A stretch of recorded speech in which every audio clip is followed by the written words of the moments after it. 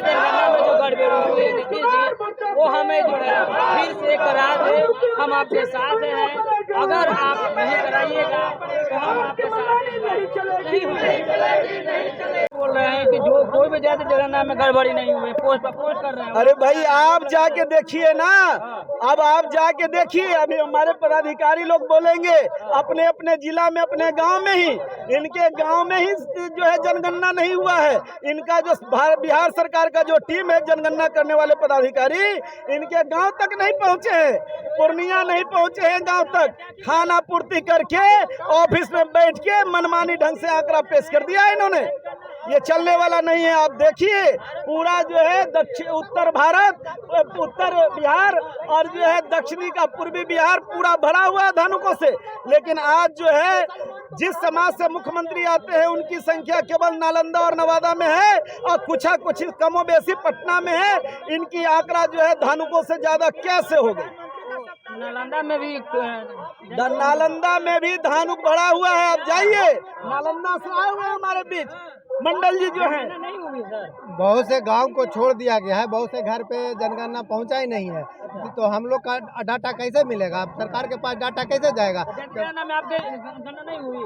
हमारे गांव में हुई, लेकिन बहुत से घर में, बहुत से गांव में नहीं पहुंच पाए। इनके अधिकारी जो बिहार सरकार के अधिकारी थे वो नहीं पहुंच पाए, और बिहार सरकार ने आधार पर नीतीश जी बोल रहे हैं कि हम तो पूरा अच्छे तरीके से किया हूँ, कोई फर्जी नहीं किया हूँ। लेकिन नीतीश कुमार बहुत चीज बोलते हैं, लेकिन आज तक धरातल पे कितने परसेंट उतरा है? बहुत कम परसेंट है। ये हवा में बात करते हैं, सिर्फ पलटू चाचा कभी इधर जाने में इनकी समय व्यस्तता जा रही है। जी पूर्णिया से हैं हम। जी आपके घर में आए थे? नहीं, बिल्कुल नहीं, बिहार सरकार के अधिकारी नहीं आए थे और सिर्फ जो है अपने मनमाने ढंग से उन्होंने सर्वे कर लिया।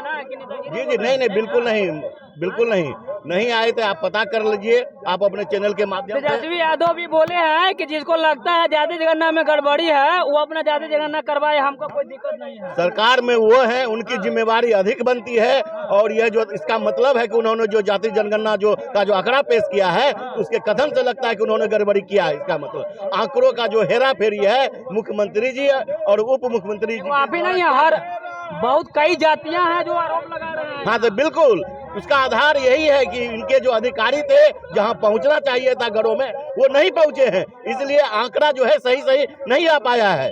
यही एक कारण है जिसके कारण सभी समाज के लोगों के अंदर यह नाराजगी है। मैं आपसे यह कहना चाहता हूं, एक मिनट अध्यक्ष जी, मैं आपसे यह कहना चाहता हूं कि हम किसी समाज की निंदा नहीं करते हैं, लेकिन सच्चाई यही है कि हमारे घर के बड़े बुजुर्गों ने कहा है कि सिमरिया पुल के उस पार जो नवादा जिला है, पटना जिला है या फिर मान लीजिए नालंदा जिला है, यहीं पर जो है नीतीश कुमार की जिस जाति से आते हैं उनकी संख्या है। अदरवाइज जिस जिले में आप जाएंगे वहां धानुक समाज की संख्या अधिक है, जिसकी गणना सही ढंग से नहीं हो पाई। अगर यह आंकड़ा सही होता, यह कम से कम, जिसको 2.14% दिखाया गया, कम से कम 7 से 8% इसकी संख्या होती। इसलिए हम इसकी निंदा करने के लिए पूर्णिया से चलकर पटना आए हैं। सर, एक तरफ आप आरोप लगा रहे हैं बिहार में जाति गणना में गड़बड़ी हुई है, एक तरफ बोल रहे हैं कि बिहार ही नहीं पूरा देश में होनी चाहिए जाति गणना। देखिए जनगणना का विरोध कौन कर रहा है, लेकिन सही तो हो, आंकड़ा होना चाहिए। गणना होगी तो उसकी प्राकलन बनेगी देश में कि किस देश की जनसंख्या क्या, उसके आधार पे उसका कल्याण के लिए मार्ग प्रशस्त होगा। लेकिन ये जो नीतीश कुमार की गणना, वह एकदम गलत गणना है। अपने स्वार्थ में अंधे होकर के उन्होंने अपना फायदा के लिए सिर्फ किया है, धानुक समाज के लिए नहीं किया है। उनका स्वार्थ क्या है? उनका स्वार्थ आप देख रहे हैं, 17 साल से बिहार को बेवकूफ बना रहा है। न जमीन है न जथा है, अब आकर के बैठ जाते हैं। हम लोग कंधा पे उनको बैठाए और उन्होंने हमको भस्मासुर की तरह हमको भस्म करने का काम कर रहे हैं, इसीलिए वह खुद भस्म हो जाएंगे। आप देखे होंगे कि शिव भगवान से भस्मासुर आशीर्वाद लेकर के उनको ही भस्म करने का कोशिश किया था, तो भस्मासुर भस्म हो गया। धानुक समाज ने नीतीश कुमार को अपना भाई, अपना बेटा बना करके रखा हुआ था और धानुक समाज के साथ उन्होंने गलत काम किया, इसीलिए वह आने वाले समय में वह भस्म हो जाएंगे। क्या लग रहा है सर देखिए आज जो बने हैं माननीय मुख्यमंत्री नीतीश बाबू, इस गद्दी पर जो बैठे हैं धानुक जाति का देन है, पूरे बिहार के धानुक का।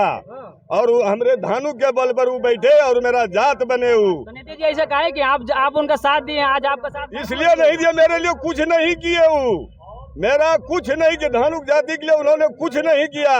मेरा जो मांग है वो मांग हमारा पूरा कर देता, आज भी हम उनके साथ हैं। अच्छा, लेकिन आज तक वो हमारा घर बेचवा दिए, वो घर बेचवा दिए।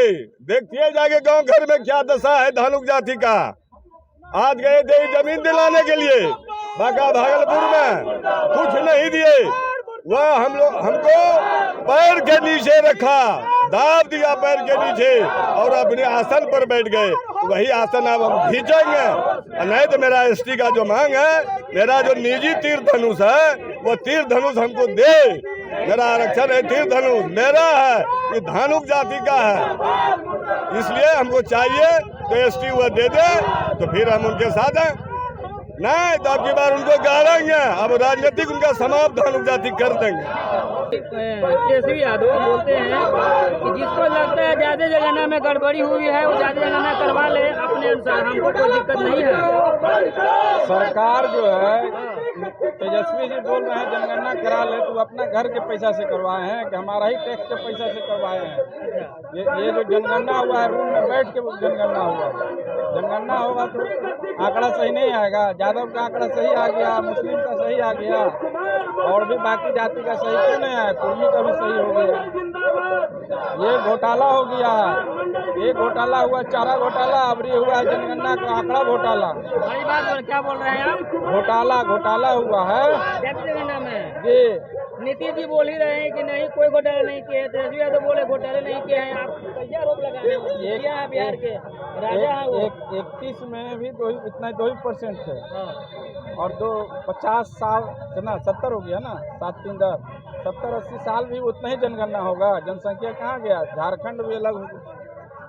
सरकार के कुछ नेता ऐसे ही बोल रहे हैं कि जो लोग शिक्षित हो गए हैं वो अपना बाल बच्चा कम पैदा करने में लगे हुए हैं, इसलिए ऐसा कुछ नहीं है, कम हो गई है। ऐसा कुछ नहीं है। हम लोग फिर धरना देंगे। क्या लग रहा है कर रहे हैं नीतीश जी सुनेंगे? क्या बोले? नीतीश जी सुनेंगे क्या चीज का? जनगणना कराने के लिए फिर से जो मांग कर रहे हैं? हम लोग सभी लोग हैं अपने जाति वाले, फिर भी मिलेंगे उनसे एक बार, कहेंगे कि इसको जरूरत है। भाई बता रहे कि हम लोग को समाज नीतीश जी को बहुत आगे लेके गया है, लेकिन हम लोग को क्या लेगा बताइए, हैं? क्या चीज में समाज मिलेगा हमको? आप लोग के समाज बोले थे नीतीश जी को हम ऊपर पहुंचाने का काम किए हैं। हम लोग तो किए हैं, लेकिन हम लोग को दबा दिए ना। ऐसे का साथ का छोड़ दिए नीतीश जी। हाथ छोड़ दिए उनको। तेजस्वी जी लालू जी से दोस्ती कर लेना था। हाँ, क्या बीजेपी में रहते, एनडीए में रहते तो सही रहते वो? सही नहीं रहते, ये रहता तो उसमें भी हम लोग विरोध करते हैं। जातीय एनडीए से नहीं है, जातीय की बात है। एनडीए और महागठबंधन की बात नहीं है। जो सच्चाई है वही होनी चाहिए। हाँ, जो सच्चाई है वो होना चाहिए, आंकड़ा सही होना चाहिए, आंकड़ा गलत नहीं होना। आज आप लोग एक दिवसीय धरना कर रहे हैं, आगे क्या रणनीति रहेगी? आगे हम लोग के जो अध्यक्ष हैं उनके अनुसार ही हम लोग काम करेंगे। क्या नाम है सर आपका? मेरा नाम राम विनय मंडल हुआ। कहाँ से हैं सर आप मंडल जी? हम मधुबनी जिला खटौना से हैं। जनगणना हुआ है? जनगणना हुआ तो किया गया, लेकिन यह जो जनगणना किया गया, यह जनगणना मान्य नहीं है, सही नहीं है किसी भी दृष्टिकोण से, क्योंकि आज से 10 साल पूर्व ही हम लोग जो है 7 से 8% के आंकड़े में थे, और आज के डेट में हमें जो है 2% छोड़ दिखाया जा रहा है। तो कहीं ना कहीं तो पूरी तरह से घोटाला किया जा रहा है।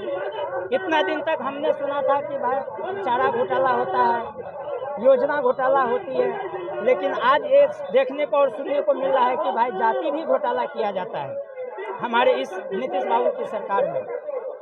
रहते हुए मुर्दाबाद काहे बोल रहे हैं सर? नीतीश जी तो वही है, मुर्दाबाद काहे बोल रहे हैं? नीतीश जी तो मुर्दाबाद है ही है, नीतीश जी तो मुर्दाबाद है ही है। हम लोग सबसे ज्यादा धानु से ज्यादा संख्या नहीं है, फिर भी हम लोग को मान्यता नहीं दे रहे हैं नीतीश जी, इसीलिए रखे हुए नीतीश कुमार मुर्दाबाद,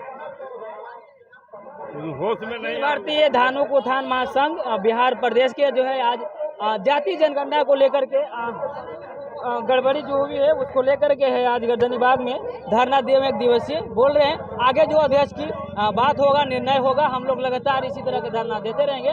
फिलहाल आज के खबर से क्या आपको समझ में आता है, हमें कमेंट में अपनी राय जरूर बता दीजिएगा।